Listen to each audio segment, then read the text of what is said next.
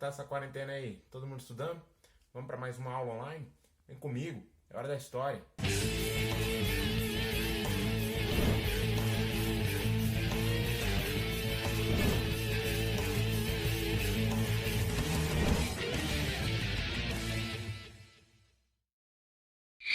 Fala galera, bom dia, tudo beleza?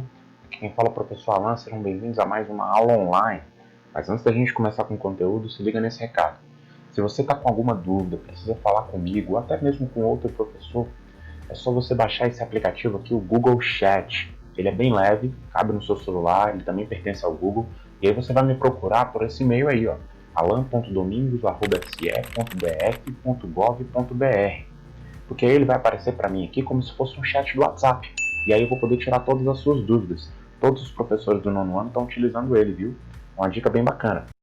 Pois é, agora vamos para o que me interessa. Vamos falar de conteúdo. A gente agora vai começar a trabalhar um conteúdo chamado Primeira República no Brasil. A gente ainda não falou de Brasil esse ano, não é? Pois é, e vamos começar com esse muito importante para a gente entender o que é o nosso Brasil hoje. Ah, professor, o Brasil é uma bagunça, é corrupção, é presidente, eu não entendo nada. Professor. Como é que a gente entende o Brasil hoje? Para entender o Brasil hoje, precisa voltar um pouquinho e falar desse período tão importante que é o início da nossa República. Mas antes do Brasil virar República, vamos relembrar, o Brasil foi um império. Isso mesmo. Quando o Brasil se torna independente, a gente não vai de cara para a República como os nossos vizinhos. A gente vira uma monarquia, o Brasil vira um império. O que isso significa? Significa que quem manda aqui agora é o imperador. O Brasil teve imperador? Teve. Não somente um. Dois. O primeiro deles, Dom Pedro I, aquele que estava lá à margem do Ipiranga, Independência ou Morte, 7 de setembro, lembra disso? Pois é, Dom Pedro I se torna nosso primeiro imperador. Se você ficou na quarentena assistindo novela, você vai lembrar de Dom Pedro I como o Caio Castro, assistiu, né? Pois é, mas Dom Pedro I ele não governa durante muito tempo, ele abdica do trono e volta para Portugal. Deixa o trono para o seu filho, que ainda era uma criança. Só que quando assume a idade, ele assume o poder. Estamos falando de Dom Pedro II, e Dom Pedro II foi até hoje o cara que mais tempo governou o Brasil. Foram 49 anos seguidos no poder. Ele era um imperador, assim que funciona o império. Quando é que o imperador sai do poder? Ele sai quando ele morre, ele sai quando ele quiser, ou então quando alguém tira ele à força. E é exatamente isso que vai acontecer no Brasil. No dia 15 de novembro de 1889, membros do Exército e da elite proclamam a República no Brasil. Como assim? Significa que o Brasil agora não é mais um império. Agora o Brasil é uma república. Qual a diferença? Bom, a diferença básica. No império nós tínhamos um imperador. Agora na república, quem é que vai mandar?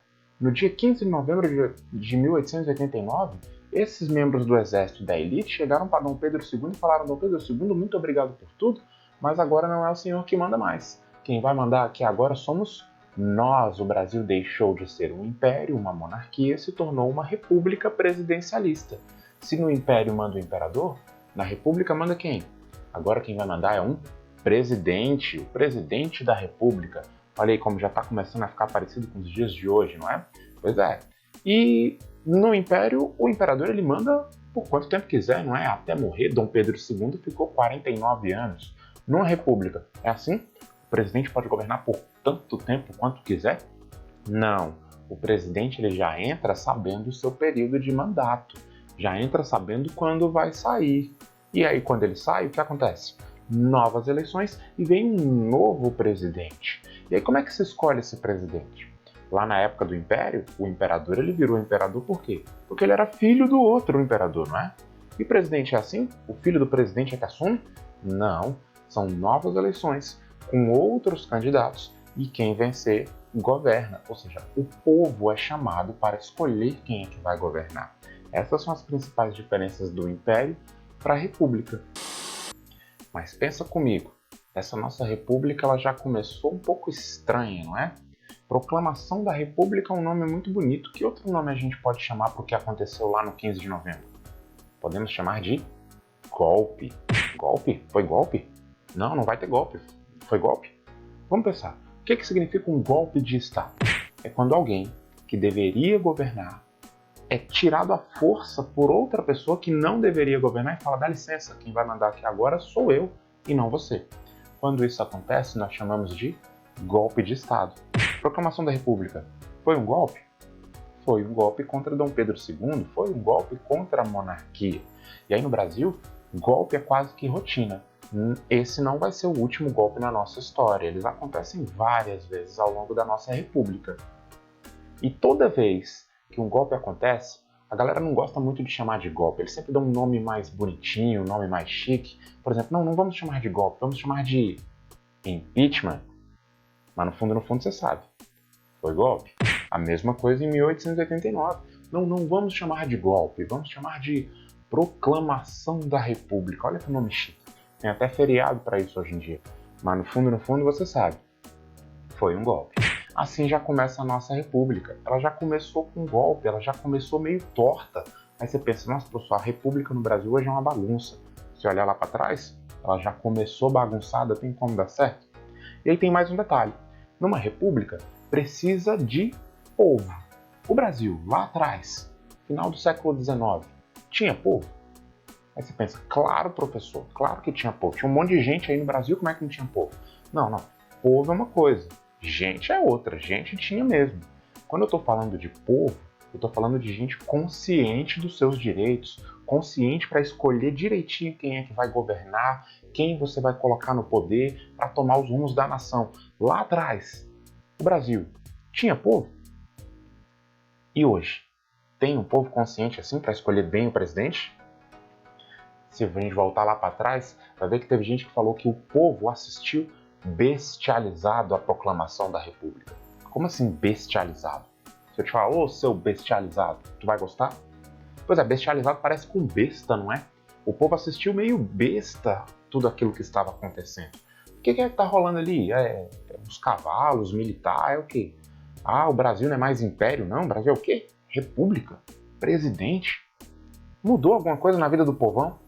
Pensa aí, aquele trabalhador humilde que precisa colocar comida em casa, que diferença faz para ele se era imperador, se agora é república? Faz alguma diferença? Para ele não fazia nenhuma, ou seja, o nosso povo estava longe de ser um povo que uma república precisa. Consciente para votar, para escolher, assim começa a nossa república. Começou meio torta, aí a gente vai analisar hoje. Mudou muita coisa?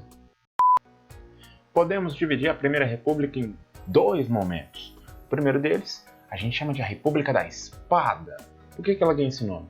Porque foram os militares que estavam ocupando o poder. Vamos lembrar, os militares é que proclamaram a República, eles já são os primeiros a governar. E ela era de caráter provisório, era para ficar passageiro, pouco tempo. A seguir da República da Espada vem o que a gente chama de República Oligárquica. Essa aqui vai durar mais tempo. Já não são mais os militares no poder, são os presidentes civis, mas não era qualquer um não. Era gente poderosa, oligarquias agrárias, fazendeiros, esses caras vão ocupar o poder no Brasil. Sobre a República da Espada, olha aí os nossos dois primeiros presidentes. Marechal Deodoro da Fonseca, o primeiro deles, é ele que proclama a República lá em 15 de novembro de 1889. Ele é o responsável por mandar a família real toda embora do Brasil. Marechal Deodoro da Fonseca, o nosso primeiro presidente, governa por 2 anos. Se você olhar lá na moedinha de 10 centavos, tem um cara lá no fundo, não é? É ele. E depois dele, o vice, Floriano Peixoto, acaba assumindo o poder. Floriano Peixoto é um cara muito mais linha dura, mais rígido, mais à força, se torna o nosso segundo presidente. Galera, essa foi só a primeira parte do vídeo que a gente vai trabalhar. A gente vai dividir ele em 3, beleza? Uma pausa só para tomar um cafezinho. Tô aqui em casa. Estudem. Até mais. Opa, seu João. Bom?